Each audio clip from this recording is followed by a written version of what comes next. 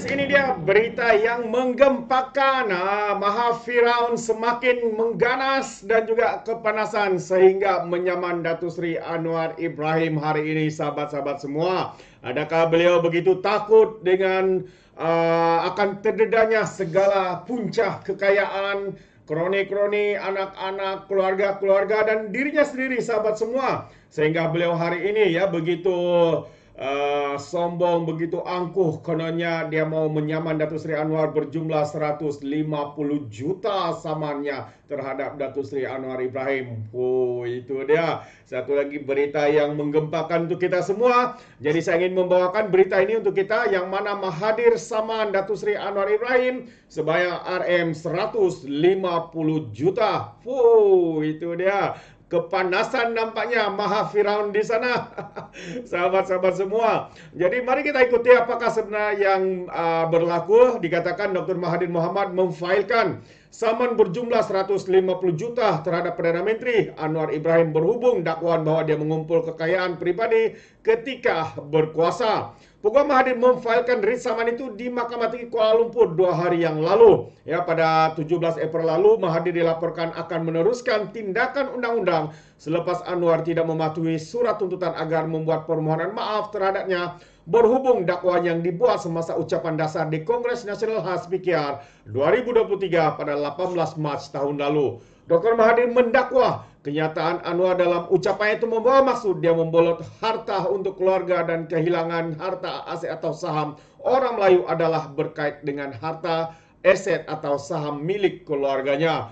Oh, itu dia sahabat-sahabat semua. Makin kepanasan nampaknya geng-geng takut Anwar ini sehingga mereka mula menyerang Datuk Seri, mula membuat saman. Ini adalah kerana mungkin mereka begitu gentar ataupun takut dengan atau terdedahnya skandal ataupun di manakah sebenar punca kekayaan yang diperoleh oleh mereka, sahabat semua. Selain dari itu, kita juga mendengar desas-desus yang mana pihak pembangkang hari ini, khususnya Tun Mahathir berjumpa dengan Presiden Lebay seperti mana yang dikatakan oleh Lokman Adam. Mereka meludah dan juga menjilat ludas mereka sendiri. Apabila sebelum ini mereka menggelar Mahathir sebagai Maha Firaun, Maha Zalim dan sebagainya, tetapi hari ini mereka berpelukan, bersalaman dan juga membuat perjanjian, kononnya proklamasi Melayu, sahabat-sahabat semua. Jadi daripada kenyataan ini, Datuk Seri Anwar Ibrahim akhirnya membuka mulut dan mengatakan, katanya insya-Allah kerajaan kita kekal hingga PRU yang akan datang. So ini adalah antara kenyataan daripada Datuk Seri Anwar Ibrahim menjawab segala desas-desus, segala kabar angin, segala apa yang kita dengar di media sosial, yang mana ada cubaan untuk menjatuhkan beliau, ada cubaan untuk menggulingkan Datuk Seri Anwar dan sebagainya. Semua ini kita boleh nampak dengan jelas bahwa geng-geng sapu bersih hari ini kian meroyan setiap hari dan mungkin mereka takut menjadi kluster mahkamah. Kerana itu mereka begitu sugul dan bersungguh-sungguh mahu untuk menggulingkan kerajaan perpaduan ini, sahabat semua. Jadi Datuk Seri Anwar berkata, meskipun terdapat spekulasi mengenai pertukaran kerajaan atau Perdana Menteri yang dimainkan oleh setengah pihak, Perdana Menteri Datuk Seri Anwar Ibrahim hari ini menyuarakan keyakinannya bahawa pentadbiran yang diterajunya akan kekal penuh sehingga pilihan raya yang akan datang. Dia berkata demikian ketika diminta mengulas mendakwa pembangkang yang diterajui oleh Perikatan Nasional.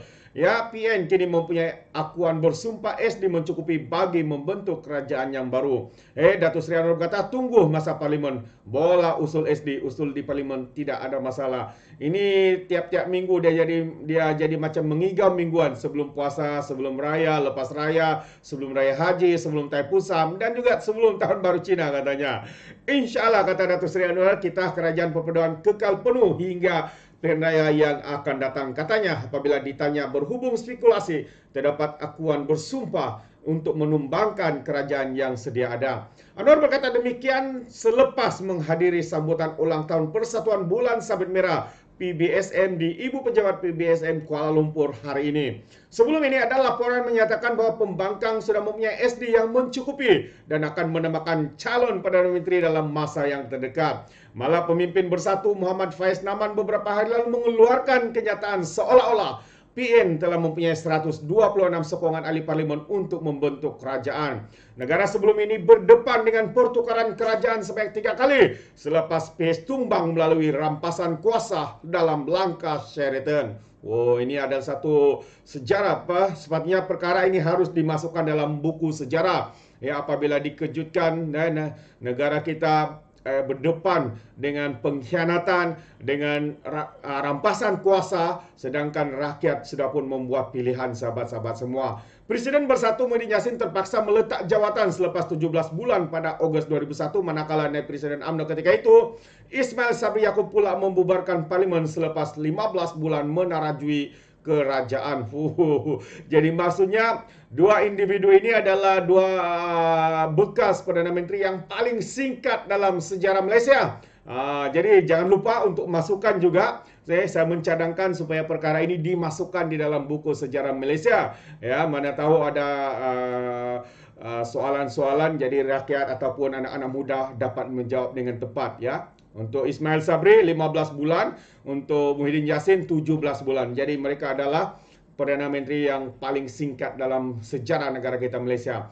Walaupun pada PRU 15 November lalu PAS memenangi kerusi terbaik, namun tidak mencukupi untuk PAS yang dikotai Anwar membentuk kerajaan. Terpaksa mendapat sokongan daripada BN, khususnya UMNO, GPS, JRS dan beberapa lain sebelum mampu menubuhkan kerajaan. Ini pun sebenarnya bukan mendapat sokongan, tapi sebenarnya adalah kerana titah daripada yang di Pertuan Agong untuk membentuk kerajaan perpaduan bagi menyelesaikan kemelut, menyelesaikan kemelut yang terjadi dalam negara kita.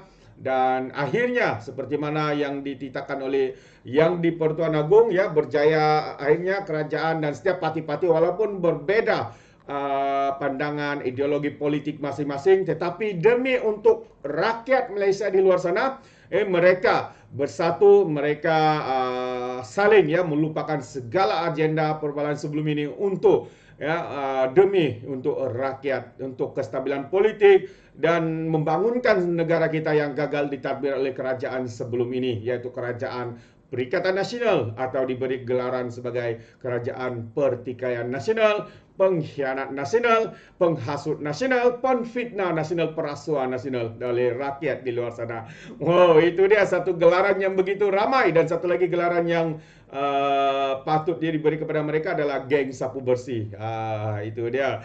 Jadi sahabat semua, terima kasih kerana bersama dengan Orang Indonesia Channel. Sekiranya anda mau memberikan sebarang komen, anda boleh berikan komen anda dalam ruangan komen. Tapi ingat, beri komen dengan cara berhemah. Jangan menjadi seperti Walon Tit, apabila memberikan komen penuh dengan hasutan, kebencian, fitnah dan tuduhan yang tidak berasas, sahabat-sahabat semua. Alright, sampai di sini saja apa yang saya ingin kongsikan. Terima kasih, izinkan saya untuk mengundurkan diri. Dan seperti biasa, peribahasa mengatakan, tapapun kangkap, dua ton keinginan. Dalam bahasa Melayu, tutup dada, tanya selera. Sekian saja daripada Orang Indonesia Channel. Kita berjumpa lagi dalam info dan update yang seterusnya. Sekian, bye-bye.